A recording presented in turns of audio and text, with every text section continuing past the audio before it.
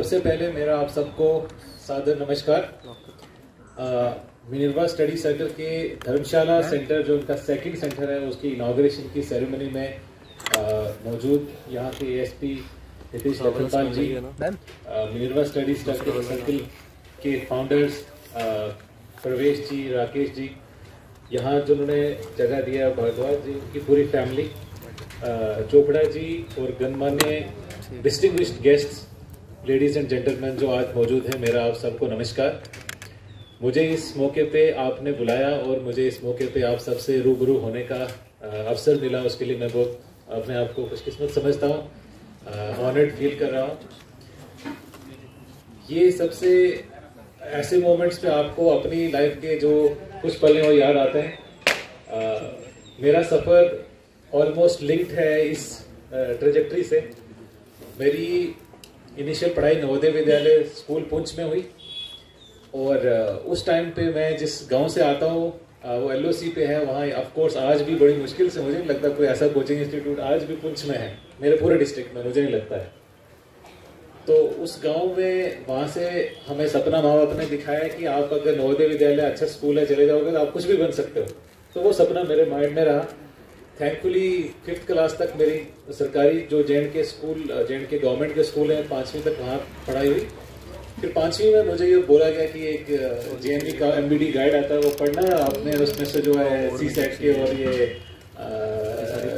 Reasoning के questions करने हैं। आई स्टिल रिमेम्बर हमारे गांव में एक ही जो हमारे गवर्नमेंट स्कूल के, मैं नाम लेना चाहूँगा, मेरे मास्टर सादिक जी थे, वो मैथ्स पढ़ाते थे और मैथ्स उर्दू में होता था। And I still remember. तो उन्होंने मुझे अर्थमेटिक समझाया, थोड़ा बहुत ही रूडिमेंट्री बात है। आज तो इतना आई थिंक नर्सरी क्या फर्स्ट सेकंड वाले बच्चों को आता है, पर 5th में इतना है कि अगर 2 किलो चावल का रेट ये है तो बताओ 5 का कितना होगा, राइट। तो इतना बेसिक अर्थमेटिक उन्होंने समझाया। तो थैंकफुली मेरी जब नवोदय विद्यालय में 2001 में सिलेक्शन हुई, I was very happy. Navodaya Vidyalaya आपको पता है कि पूरे इंडिया में हर डिस्ट्रिक्ट में होता है, हर स्टेट के हर डिस्ट्रिक्ट में अपार्ट फ्रॉम तमिलनाडु। और अभी लकीली मैं आपको एक आंकड़ा बताता हूँ। रिसेंटली आई थिंक ट्रिब्यून ने यहाँ कांगड़ा में चेक किया तो almost 16-17 officers, gazetted officers Navodaya Vidyalaya से, इंक्लूडिंग आरडीसी। तो वो स्कूलिंग की बात है। ट्रेजेक्ट्री जो मैं आपको बताना चाहता था, तो स्कूल में क्या हुआ कि जैसे माँ बाप ने बोला कि नवोदय विद्यालय जाओगे तो सब ठीक हो जाएगा, ऐसे स्कूल में हमारे जो प्रिंसिपल थे, मैं उनकी बहुत कदर करता हूँ, रिस्पेक्ट करता हूँ। जैसे यहाँ चोपड़ा जी बैठे हैं तो उनका नाम जफर इकबाल कुरैशी था। अभी भी उनकी बहुत सपोर्ट, फोन आता है, रिस्पेक्ट मेरे फील होती है। वो हमें बोलते थे कि मैंने अपने बच्चों को ना प्रोफेशनल कॉलेजेस में भेजना था। I tell you very frankly, I did not know what professional colleges, मुझे कोई आइडिया नहीं। हमें स्कूल में बस ये बताया गया कि आपने एजुकेशन अच्छे से लेनी है, फिजिक्स, केमिस्ट्री, मैथ जो पढ़ रहे हो अच्छे से पढ़ो, अच्छे नंबर आने चाहिए, जैसे लखनपाल जी ने बोला। और नंबर आए तो टीचर बड़ी रिस्पेक्ट करते थे, मतलब प्यार देते थे, हमें रिस्पेक्ट फील होती थी। तो वो क्लास में ये एक स्टैंडर्ड सी बात है कि जो अच्छा परफॉर्म करने में होता है तो टीचर उसको बूस्ट करते रहते हैं। नवोदय की एक अच्छी बात थी, अगर कोई अच्छा परफॉर्म नहीं भी करता उसको भी बूस्ट करते थे। तो एक रेमेडियल क्लासेस होती थी at the end of the normal class sessions से एट 3:30 to 4:30 और 5:30। उसमें सारे लोग इकट्ठे बैठते थे और उसमें ये बोला जाता था कि जिसको अगर कोई प्रॉब्लम मैथ की आती है तो दूसरे को समझाएगा, जिसको नहीं आती और टीचर साथ में सिर्फ खड़ा रहता था। वो नवोदय की ड्यूटी थी। हमें कोशिश की गई कि उस नवोदय में पढ़ा। तो एट द एंड हमें बिल्कुल लास्ट में जब 11th में पहुंचे तब समझ में आया कि जो प्रिंसिपल साहब बोलते थे कि प्रोफेशनल कॉलेजेस में भेजना तो क्या होता है।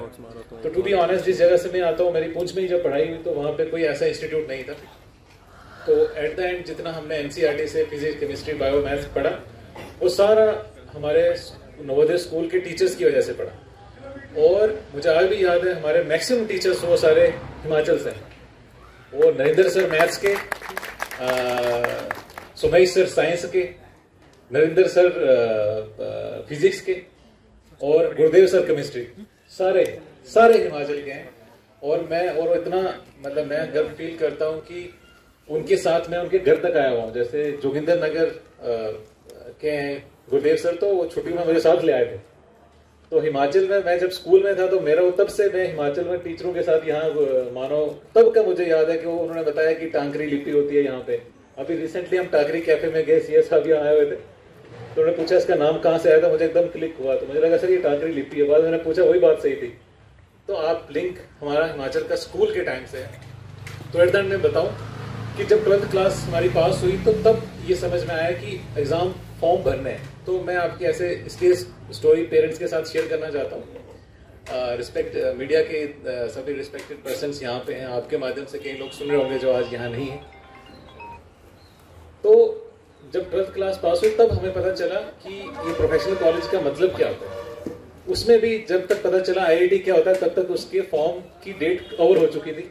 मैं आईआईटी का फॉर्म नहीं भर पाया और AIEEE होता था उस टाइम पे, उसकी लास्ट डेट थी और मेरे मामा जी जम्मू में थे, उन्होंने फॉर्म मेरे बिहाफ पे भरा। और पुंछ में जहाँ से मैं उस टाइम पे इंटरनेट वगैरह नहीं चलता था, सिर्फ वीडियो ऑफिस में चलता था, वो भी जब मतलब कोई एक इन्फॉर्मेशन भेजने के लिए, बहुत स्लो इंटरनेट। तो मैंने AIEEE की लास्ट भरा, वही एग्जाम मेरा क्लियर हुआ और मैं NIT हमीरपुर पहुंचा। वहां 2008 से लेकर 12 तक मैंने सिविल इंजीनियरिंग स्टडी की।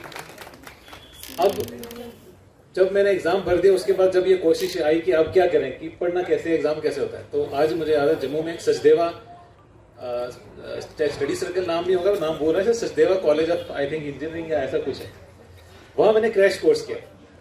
तो उन्होंने भी क्या हुआ कि उन्होंने एक एग्जाम कंडक्ट किया कि जो इस एग्जाम में बेस्ट परफॉर्म करेंगे तो उनको हम जो है free of cost cash course करेंगे। थैंकफुली मेरा उसमें हो गया। तो उसमें भी मुझे I think with limited admission fee kind of मैंने 1 महीने क्रैश कोर्स किया और उसके बाद मेरी जो सिलेक्शन हुई AIEEE में मुझे अच्छा कॉलेज मिला। कॉलेज में सिविल कंप्यूटर साइंस मुझे मिला based on my good rank. बाद में मुझे जब कंप्यूटर साइंस में मैं गया, मैंने 1 साल लगाया वहां पे, मुझे रियलाइज हुआ ये इंजीनियरिंग मेरे टाइप की नहीं है।